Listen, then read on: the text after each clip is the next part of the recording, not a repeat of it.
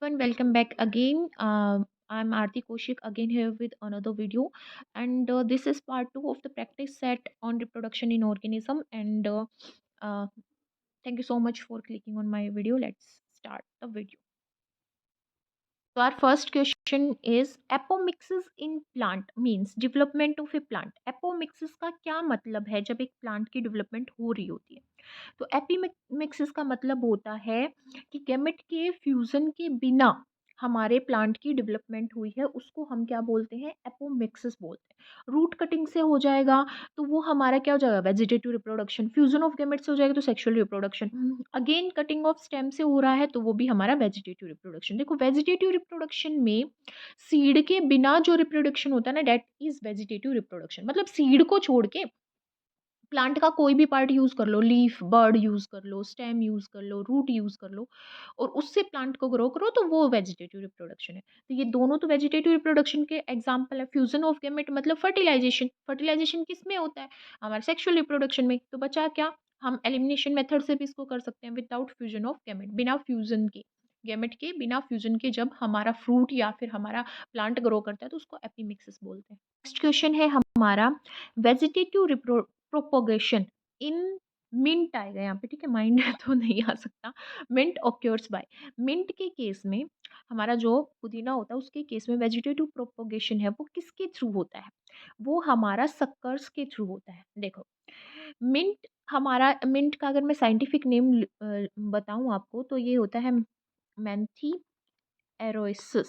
मैंथी एरोइसिस इसका scientific name होता है और इसमें हमारा वेजिटेटिव प्रोपोगेशन क्या होता है? सक्कर्स के थ्रू। सक्कर्स एक्चुअली में होते क्या है?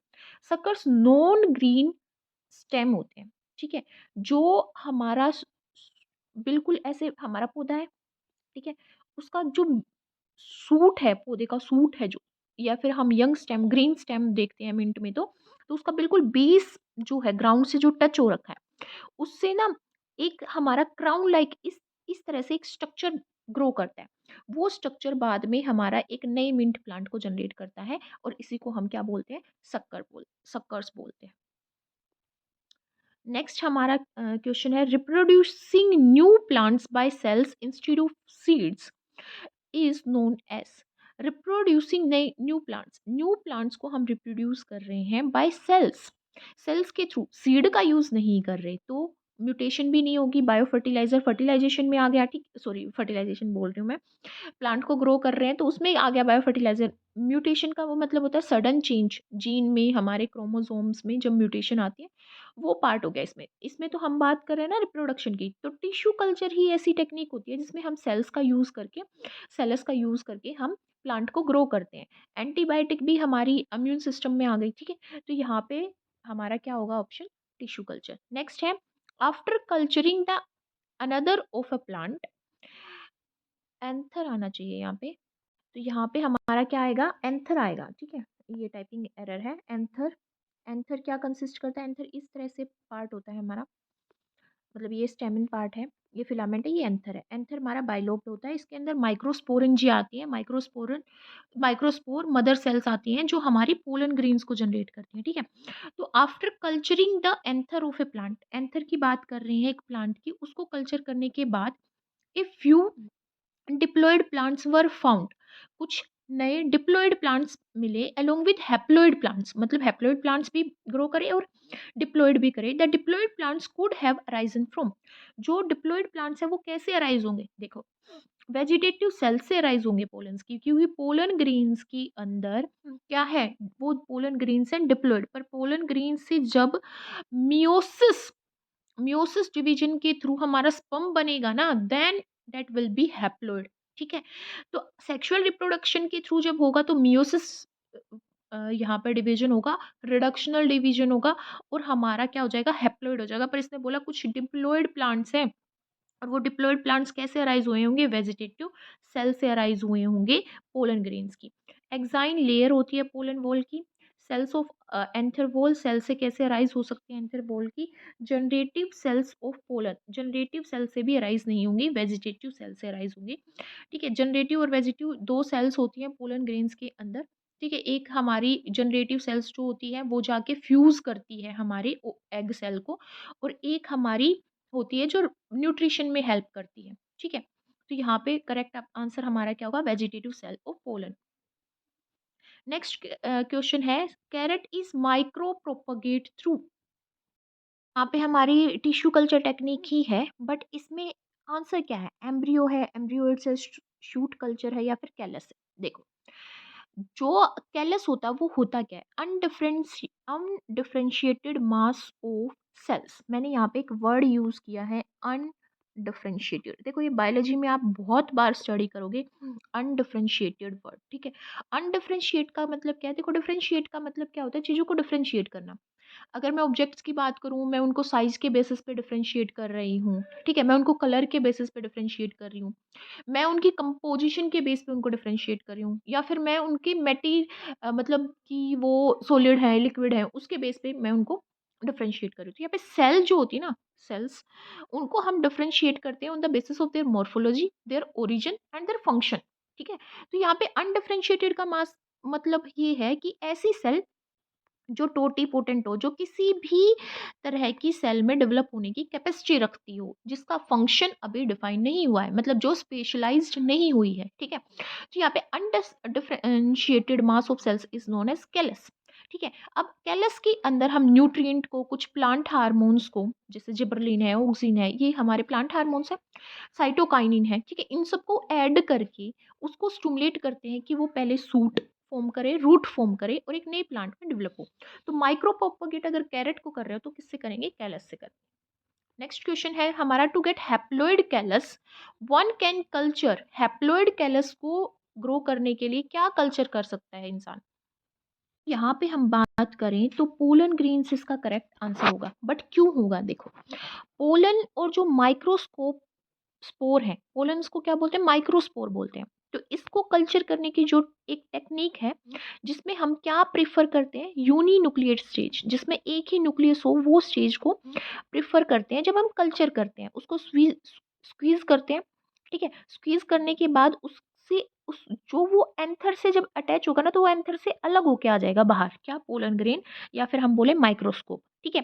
फिर हम उस, सॉरी, माइक्रोस्पोर, माइक्रोस्कोप बोल दिया मैंने, माइक्रोस्पोर, ठीक है। अब वो माइक्रोस्पोर जो है वो क्या कंसिस्ट करता है, यहाँ पे मेल गैमेट को कंसिस्ट करता है, मेल गैमेट को कंसिस्ट करता है।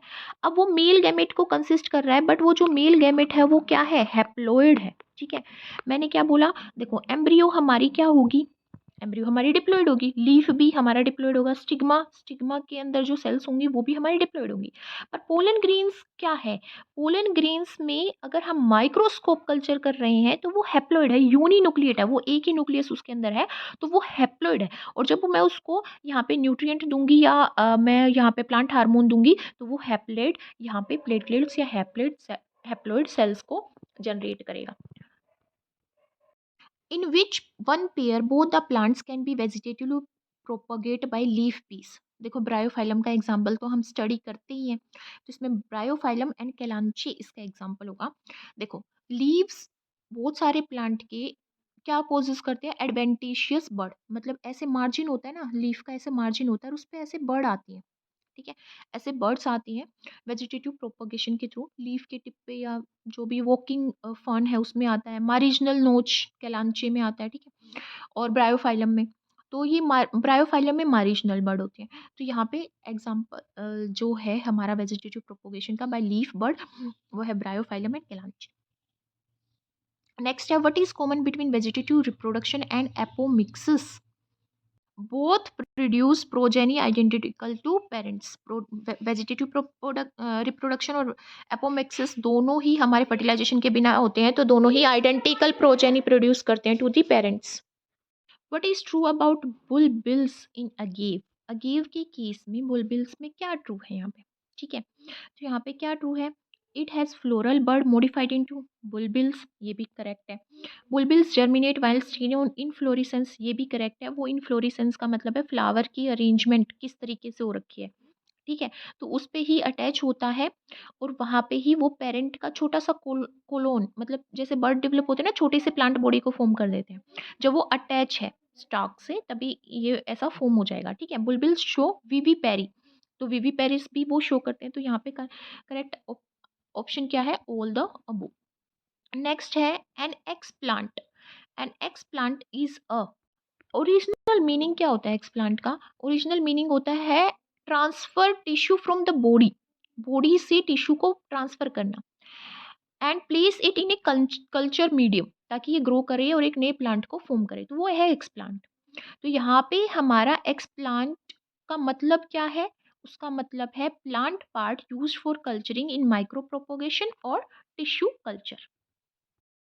Morphogenesis is defined at, morphogenesis का मतलब क्या है? मोर्फोजेनेसिस कंसर्न करती है पूरे प्लांट को फॉर्म करने से, मतलब इट इज़ अ टेक्निक जिसके थ्रू हम पूरे प्लांट को फॉर्म करते हैं, प्लांट पार्ट को, या फिर उसके कुछ कंपोनेंट से एक स्ट्रक्चर बनाते हैं, ठीक है? तो morphogenesis is defined as differentiation of callus into plant parts, मतलब कैलस जो हम टिश्यू कल्चर में जो भी ग्रो कर रहे हैं उससे हम प्लांट्स के पार्ट्स को, सब कंपोनेंट्स को ग्रो करना, होल प्लांट्स को ग्रो करना, प्लांट के पार्ट्स को ग्रो करना, वो हमारी क्या है? मोर्फोजेनेसिस है। To obtain naked protoplast during somatic hybridisation the enzymes needed are, कौन कौन से एंजाइम्स जरूरत होंगे? प्रोटोप्लास्ट यहाँ पे हम ग्रो करते हैं, प्रोटोप्लास्ट सेल्स होती हैं जिसके अंदर क्या होंगी? सेल वॉल भी होगी, बट उस सेल वॉल को हम यहाँ पे एंजाइम प्रोटीन काइनेज की, ठीक है, प्रोटीन काइनेज की का यूज करके हम उस सेल को तोड़ते हैं जिससे उसकी सेल वॉल अलग हो जाती है, ठीक है। फिर हम सेलुलोज एंजाइम का यूज करते हैं ताकि हम सेलुलोज को क्या कर सकें? डाइजेस्ट कर सकें सेलुलेज एंजाइम को। वाइल जो पैक्टिनीज एंजाइम है वो क्या करता है? पैक्टिनीज यहाँ पे हम यूज करेंगे, पैक्टिनीज। पैक्टिनीज क्या करता है? पैक्टिन, देखो, जो प्लांट्स होते हैं ना उसमें सेलुलोज से मिलके बनी होती है, सेलुलोज से मिलके बनी होती है, हेमी सेलुलोज से मिलके बनी होती है, और पेक्टिन से मिलके बनी होती है, ठीक है। तो यहाँ पे सेलुलोज को डिग्रेड करने के लिए तो हम यूज करते हैं सेलुलेज। पेक्टिन को, पेक्टोज को या पेक्टिन को, यहाँ पे पेक्टिन आएगा, सॉरी, पेक्टिन को डिग्रेड करने के लिए पेक्टिनेज एंजाइम यूज करेंगे। तो कौन से एंजाइम यूज करे जाएंगे? Cellulase and pectinase. Development of sporophyte without fertilization from the vegetative cells of the gametophyte is called sporophyte की development, ठीक है। स्पोरोफाइटिक बॉडी क्या क्या होती है? जैसे हमने किस में पढ़ा? टेरिडोफाइट्स में पढ़ा, और हमने यहाँ पे लिवर मोट्स एंड मोजिस के केस में पढ़ा, बैरोफाइट्स के केस में पढ़ा, जो डिपेंड करती है गेमेटोफाइट पे। गेमेटोफाइट फोटोसिंथेटिक होती है, ठीक है। तो यहाँ पे जो हमारी कैप्सूल के अंदर, सीटा के अंदर और बेस के अंदर डिवाइड होती है स्पोरोफिटिक बॉडी। तो जो डेवलपमेंट है स्पोरोफिट की विदाउट फर्टिलाइजेशन, बिना फर्टिलाइजेशन के, from the vegetative cells of gametophyte is called, इसको क्या बोलते हैं? इसको बोलते हैं एपोगैमी। एपोगैमी में क्या होता है? जो स्पोरोफाइट है वो गैमेटोफाइट से बिना गैमेट्स के फ्यूज हुए वो ग्रो कर जाता है। नेक्स्ट क्वेश्चन है genetically identical progeny is produced when an individual produced identical gametes, जब वो आइडेंटिकल गैमेट्स प्रोड्यूस करेगा। नेक्स्ट है the plant material which is widely used in the preparation of culture media is, widely क्या use किया जाता है culture media में? तो यहाँ पे कोकस न्यूसीफेरा, कोकस न्यूसीफेरा किसका साइंटिफिक नेम है? कोकोनट का साइंटिफिक नेम है, जो वाइडली यूज किया जाता है कल्चर मीडिया को फॉर्म करने के लिए। क्यों किया जाता है? क्योंकि देखो, जो कोकोनट वाटर है उसके अंदर 95.5% तो वाटर होता है, 4% उसमें शुगर होती है, 0.1% उसमें फैट होता है, 0.02% उसमें कैल्शियम होता है, ठीक है, ठीक है। 0.01% उसमें फोस्फोरस होता है, 0.5% उसमें आयरन होता है, और कुछ amino acid, mineral salt, vitamin होते हैं। तो ये एक रिच न्यूट्रिएंट बन जाता है, इसीलिए हम कोकस न्यूसीफेरा का यूज करते हैं।